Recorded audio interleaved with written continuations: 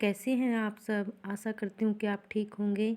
चलिए दोस्तों, स्वागत है आपका अपने channel Hindi UGC net Hindi साहित्य ज्ञानधारा चैनल पर। हमने जो ये यूथ कंपटीशन की क्वेश्चन सीरीज स्टार्ट की थी, उसी में आगे हम करते हैं। आदिकाल के क्वेश्चन कर रहे हैं। जो भी जिस भी ईयर में पीछे की जितनी भी परीक्षाओं में क्वेश्चन आए हुए हैं, वो सारे इस यूथ कंपटीशन में दिए हुए हैं। वो बहुत इंपॉर्टेंट है। अगर हम पीछे के क्वेश्चन भी कर लेते हैं तो दोस्तों हमारे बहुत से हमारे इसके टॉपिक हैं वो कवर हो जाएंगे। और हमें जो क्वेश्चन पीछे आए हुए हैं एक बार देख लेते हैं तो हमें अंदाज़ा लग जाता है कि हमारा कितना का हमारा टॉपिक है वो हमें याद हुआ है और कितना का करना है। तो चलिए दोस्तों, आज हम क्वेश्चन नंबर 1 से स्टार्ट करते हैं। आदिकाल के पहला है, किस ग्रंथ में राधा कृष्ण के प्रेम का अनूठा वर्णन है? पहला है इसमें मृगावती, पदावली, पद्मावत, मधुमालती। इसमें आएगा पदावली। पदावली किसकी है दोस्तों? ये है विद्यापति की है। और सबसे पहले किसने वर्णन किया? राधा कृष्ण का सबसे पहले यही क्वेश्चन आता है कि हमारे इतिहास के अंदर सबसे पहले अगर राधा कृष्ण का वर्णन किया है तो वो किसने किया है? तो सबसे पहले राधा कृष्ण का वर्णन आता है इसके विद्यापति के अंदर। और इसमें ये भी पूछा कि प्रेम का अनूठा वर्णन किसने किया? आदिकाल के अंदर सबसे पहले क्या है कि विद्यापति में होता है। और विद्यापति की रचना है, ये कौन सी भाषा में है? मैथिली भाषा में है। और इसी को आगे इन्होंने बताया है कि निराला ने जो विद्यापति की रचना है पदावली, उसके श्रृंगारिक उसको क्या कहा है कि श्रृंगारिक पदकों की मादकता की नागिन की लहर। बहुत इंपॉर्टेंट क्वेश्चन है और ये क्वेश्चन 2-3 बार पूछा भी गया है कि निराला ने इसको क्या कहा है। ठीक है, आगे है, जबकि मृगावती कुतुबन, आगे इसके ऑप्शन जो दिए हुए हैं उनके बारे में बताया है कि जबकि मृगावती कुतुबन की है और पद्मावती हो जायसी की और मधुमालती है मंजन की। दोस्तों ये इम्पोर्टेंट है और ये क्वेश्चन क्यों बनता है? क्योंकि ये हमारे सिलेबस में लगे हुए हैं। विद्यापति की पदावली में से क्वेश्चन जरूर बनता है और ये हमारे सिलेबस में भी है। इसके पद चाहे आप एक बार देख भी ले थोड़े थोड़े मोटे मोटे, तो हमें क्या है कि इससे पता लग जाएगा कि विद्यापति के ये पद हैं पदावली में से। और इसके अंदर सारा राधा कृष्ण का ही वर्णन है। आगे है question number 2, Bisal Devraj show की नायिका का नाम उल्लेख कीजिए। ये भी बहुत इंपॉर्टेंट क्वेश्चन है दोस्तों। आगे इसमें बीसल देव की नायिका है राजमती। और आगे पढ़ लेते हैं। इसमें बीसल देवराज शो की नायिका राजमती और यह नरपति नालय की रचना। इसके कवि कौन है? नरपति नालय। और यह वीर गीत काव्य है। ये बहुत इंपॉर्टेंट है कि रामचंद्र शुक्ल ने इसको क्या बोला है? वीर गीत काव्य। ये रासो काव्य के अंतर्गत आता है, लेकिन वीर गीत काव्य है, ये वीर काव्य नहीं है, वीर गीत काव्य है। इसकी कथा 4 खंडों में है, जिसके प्रथम खंड में राजमती एवं बीसल देव का विवाह है। इसके 4 खंड बताए हैं और चारों खंडों में प्रथम खंड में क्या बताया कि राजमती का बीसल देव से विवाह है। और दूसरे के अंदर क्या है? बीसल देव का राजमती से रूठकर उड़ीसा चला जाना। क्या है कि बीसल देव है वो राजमती से रूठकर कहाँ चले जाते हैं? उड़ीसा चले जाते हैं। और तीसरे खंड में राजमती का वीरा वर्णन है। और चतुर्थ खंड में क्या है? बीसल देव द्वारा राजमती को उसके पिता के घर से वापस लाने की कथा वर्णित है। इसके चारों खंडों में अलग अलग स्टोरीज हैं, वो एक बार देख लेंगे तो याद रह जाएगी। आगे है पद्मावती है वो मलिक मोहम्मद जायसी की रचना है, जिसमें पद्मावत है वो क्या है? स्त्री पात्र है। आगे है क्वेश्चन नंबर 3 है, चर्यापद के रचयिता हैं। इसमें पूछा गया कि आदिकाल में ही आता है ये चर्यापद भी। इसके इम्पोर्टेंट कमी है ये सारे। चर्यापद के रचयिता हैं सबरपा। कौन है? सबरपा।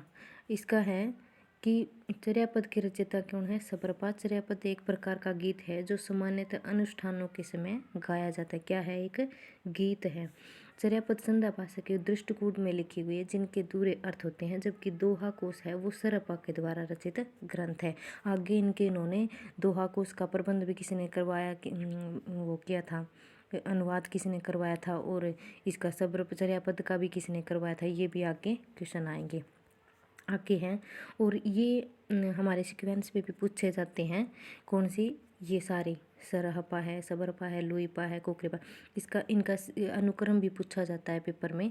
और ये कभी सरहपा आगे देते हैं, कभी सबरपा। इनके ईस्वी भी पता करना पड़ेगा कि कौन से ईस्वी में ये जन्म लिए थे और उनके हिसाब से इनको। वैसे तो सब पहले हिंदी का प्रयोग किसने किया था? सरहपा ने। और उसके बाद में आते हैं हमारे लुईपा है, शंभू है, आदिकाल के अंतर्गत। तो सरपा, लुईपा, शंभू, हेमचंद्र, इनको ही ज़्यादातर अनुक्रम में डाला जाता है। तो इनकी सबरपा की रचना कौन सी हो गई? चर्यापद। और इसका एक क्वेश्चन यही बनता है कि चर्यापद के अंदर दृष्टिकूट पद हैं, और आगे भी एक दो रचनाएं आएंगी, जैसे साहित्य लहरी है, सूरदास की जो रचना है साहित्य लहरी है, उसके अंदर भी दृष्टिकूट पद हमारे मिलते हैं। तो ये दो रचनाएं होंगी दृष्टिकूट पदों की। ऐसे ही हमें सारे फैक्ट है वो एक जैसे जो फैक्ट है वो हमें इकट्ठे करते जाना है, तभी हमारी ये परीक्षा उपयोगी बनेंगे।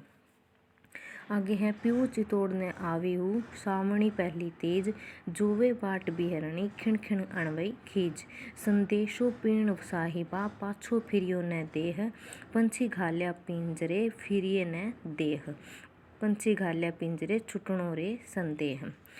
ये उक्त पंक्तियाँ किस रचनाकार की है, या फिर किस रचना की पूछी है, यहाँ पे किस रचना की है। वैसे तो हमें ये पढ़ते ही पता लग जाएगा कि किसकी है, क्योंकि अगर किसी ने पहले इसकी रचना के पद हैं या फिर कुछ और थोड़ा बहुत भी पढ़ा हुआ है, या फिर इनकी स्टोरीज थोड़ी बहुत भी पता है हमें, तो हमें क्या है इसका अंदाज़ा लग जाएगा ये किसका है। क्योंकि पीयू चितौड़ ने आवे हुई सावन पहली तीज, ये किस में आता है? खुमाण रासों में। तो इसका आगे हम पढ़ लेते हैं। पीयू चितौड़ आवेऊ सावन पहली तीज छूटण रो संदेह। जो उक्त पंक्तियाँ हैं वो किसकी है? खुमाण रासो की है। खुमाण रासो प्रबंध काव्य के रचयिता कौन है? दलपति विजय। खुमाण रासो किसकी है? दलपति विजय। पद्मावत है जयसी द्वारा, करकंड चरियु कनकार कर कामर मोनी की है। डोला मारूरा किसकी है? कल्लूल कवि की। आगे क्वेश्चन है हमारा, जयचंद प्रकाश के रचनाकार हैं क्या है? जयचंद प्रकाश है उसके रचनाकार, ये भी आदिकाल के अंतर ही हमारे रचनाएं हैं, दो तीन एक जैसी हैं। तो इसके कवि पूछे हैं इसमें कि कौन से हैं। इसमें आ जाएगा भट्ट, केदार। चार ऑप्शन दिए हैं इन्होंने, जगनिक, श्रीधर, नरपति, नालय। इसमें हो जाएगा भट्ट, केदार। केदार की है जयचंद प्रकाश। एक और आती है जसर चरियू है, केशव की है। ऐसे ही कुछ दो तीन रचनाएं एक जैसी हैं, उनको हमें एक जगह क्या कर ले, इकट्ठा कर लेंगे तो हमें क्या होगा परीक्षा में इम्पोर्टेंट क्वेश्चन फैक्ट है वो इकट्ठे हो जाएंगे परीक्षा के लिए। इसका आ जाएगा दूसरा ऑप्शन, जयचंद प्रकाश है वो की रचनाकार कौन है?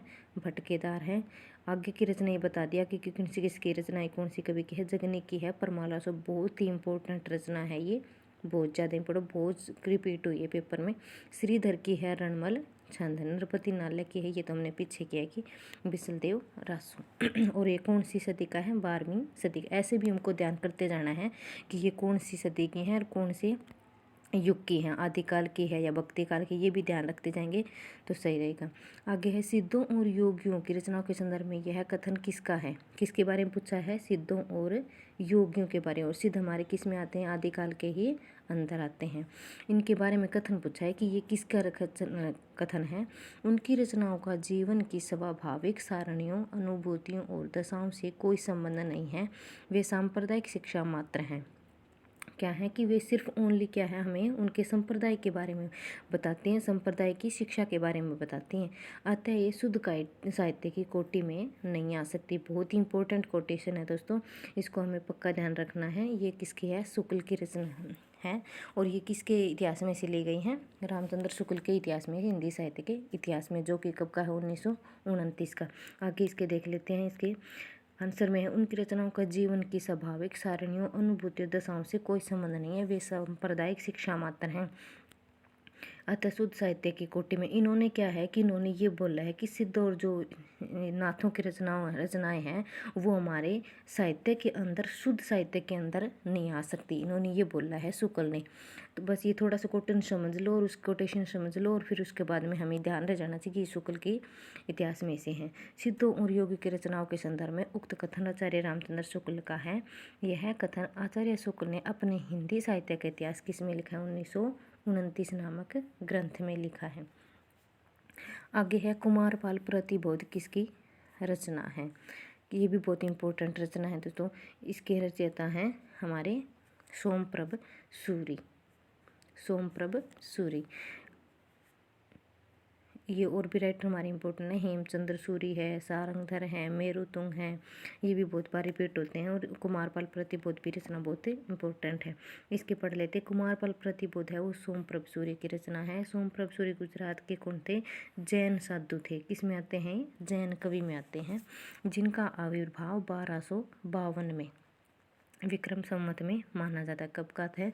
1252 ईस्वी में विक्रम संवत में। निम्नलिखित रचना व रचनाकार: कुमारपाल चरित, हेमचंद्र सूरी, बहुत इंपॉर्टेंट है ये भी। हमीर रासो है वो किसका है? सारंगधर का है। प्रबंध चिंतामणि मेरुतुंग, ये भी बहुत इंपॉर्टेंट रचना है, ये हमें याद रखनी है, बहुत बार रिपीट होती है। संदेश रासक के लेखक, आगे क्वेश्चन हमारा संदेश रासक के लेखक हैं कौन है हमारे? ये हो जाएंगे अब्दुल रहमान। कौन है? अब्दुल रहमान। और क्या है कि अब्दुल रहमान की ये रचना होगी संदेश रासक। और हजारी प्रसाद द्विवेदी ने क्या है कि हजारी प्रसाद द्विवेदी ने इन्हें आदिकाल का पहला कवि माना है, क्योंकि सारे आदिकाल के जो कवि हैं उनको किसी किसी ने, कोई सरपा को मानता है, कोई इसको पुष्प दंत को मानता है, तो ऐसे अलग अलग कवियों ने इस आदिकाल का पहला कवि माना है। तो हजारी प्रसाद द्विवेदी ने किसको माना है? अब्दुल रहमान को। देखो नरपति नाल है वो रिपीट हुई है एक बार फिर से। बीसल देव रासो है, चंद्र बदाई हमारे पृथ्वीराज रासो की है, जकनिक हमारे पीछे रिपीट हो रही है, ये परमाल रासो की होगी। तो ऐसे हमें चारों ऑप्शन क्या है हल करते हुए चलना है। आगे है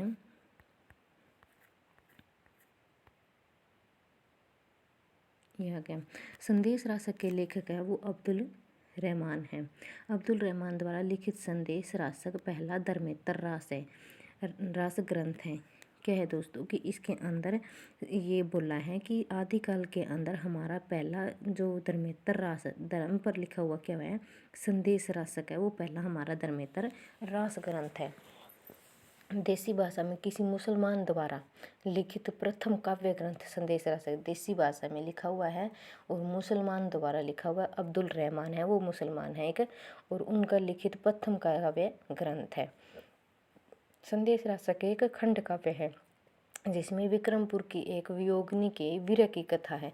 वैसे तो हमें संदेश नाम से पता लग जाता है कि संदेश कब होता है कि जब उनके नायक और नायिका क्या है? वीर हो जाते हैं, वीर में प्रताड़ित हो जाते हैं, तो उसके बाद में संदेश भेजा जाता है। तो इसे ही पता लग जाता है कि वियोगिनी के वीर की कथा वर्णित है, और किसकी है? विक्रमपुर की।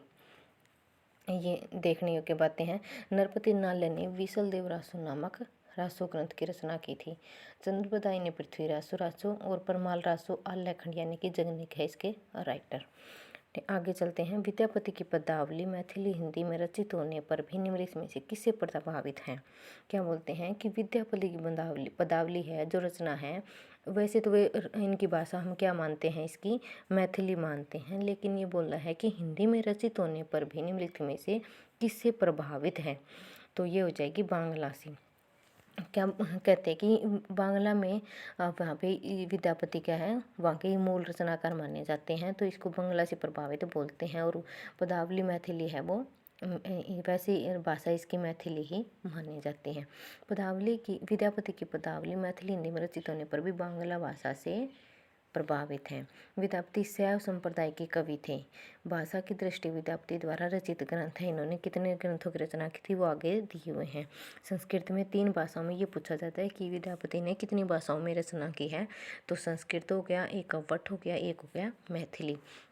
मैथिली में एक बहुत ही इंपॉर्टेंट रचना जो हमारे सिलेबस में भी लगी हुई है, ज़्यादातर MA के हैं या फिर नेट है, HTET है, उसके अंदर बहुत ज़्यादा पूछी जाती है। तो पदावली बहुत ज़्यादा इंपॉर्टेंट है, और इसकी संस्कृत की भी एक बार पढ़ लेना आप लोग। और कीर्तिलता और कीर्ति पताका ये भी बहुत इंपॉर्टेंट है। कीर्ति पताका कीर्तिलता है वो दोनों किस में है? वट में है। मैथिली है वो पदावली और गोरख विजय हो जाएगी। संस्कृत में है हमारी शैव सर्वसार, गंगा वाक्यावली, भूपरिक्रमा, दान वाक्यावली, विभागसार, लिखनावली और दुर्भाभक्त तरंगिणी। अब 8 में ये दोनों हो जाएंगे कीर्तिलता और कीर्ति पताका। मैथिली में है पदावली और गोरख विजय। आगे है बच्चन सिंह ने विद्यापति को जातीय कवि कहा है। बच्चन ने क्या कहा है? इसको जातीय कवि कहा है। और आगे है हजारी प्रसाद द्विवेदी ने विद्यापति को श्रृंगार रस के सिद्धवाक कवि कहा है। क्या कहा है? हजारी प्रसाद द्विवेदी ने विद्यापति को उनकी भाषा के बारे में सोच के इन्होंने देख के उनको बोला है कि श्रृंगार रस के सिद्ध वाक कवि।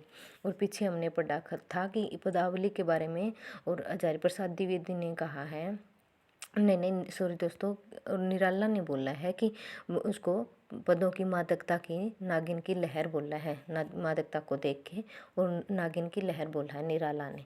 आगे है विद्यापति कृत कीर्तिलता की रचना भृंग भृंगी संवाद के रूप में हुई है। ये हमारे इम्पोर्टेंट है, ये भी पूछा भी जाता है कि भृंग भृंगी संवाद में कौन सी रचना है, तो ये हो जाएगा कीर्ति लता। और कीर्ति लता तो हमारी प्रामाणिक भी मानी जाती है और इसकी प्रतियां भी उपलब्ध हैं, लेकिन जो कीर्ति पताका है उसको हमें नहीं, वो उनकी प्रति या फिर कुछ भी प्रमाणिक नहीं है, ना ये रचना हमारे सामने है। आगे है भला हुआ जो मारिया बहनी मारा कंतु लजेजम तू वैशी अहू जईंग भंग्या गरु एंतु। ये बहुत ही इम्पोर्टेंट पंक्तियां हैं। और अब की बार तो ये नेट के अंदर व्याख्या के लिए आई हुई थी, 4 ऑप्शन दी थी चारों के अंदर, और ये पूछा गया था इनमें से इन पंक्तियों की व्याख्या है वो कौन सी सही है। ठीक है, तो ये हो जाएगी हेमचंद्र की बहुत ही प्रसिद्ध रचनाएं हैं, ये हमें एक बार देख लेना है। और आगे है इसके देख लेते हैं। हेमचंद्र गुजरात के सोलंकी राजा सिद्धराज जयसिंह और उनके भतीजे कुमारपाल के दरबार में रहते थे।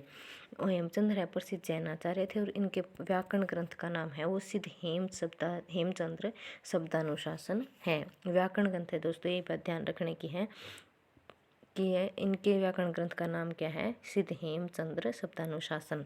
हेमचंद का व्याकरण, यह व्याकरण सिद्ध हेम नाम से प्रसिद्ध हुआ था। इसको शॉर्ट में सिद्ध हेम से बोलते हैं और पूरा इसका शब्दानुशासन भी बोल देते हैं, अकेला शब्दानुशासन भी इसका देखा जाता है। आगे है हेमचंद्र को क्या है प्राकृतिक का पाणिनि भी माना जाता है। और हेमचंद्र में क्या है संस्कृत और प्राकृतिक भाषा भी क्या है वर्णन किया गया है।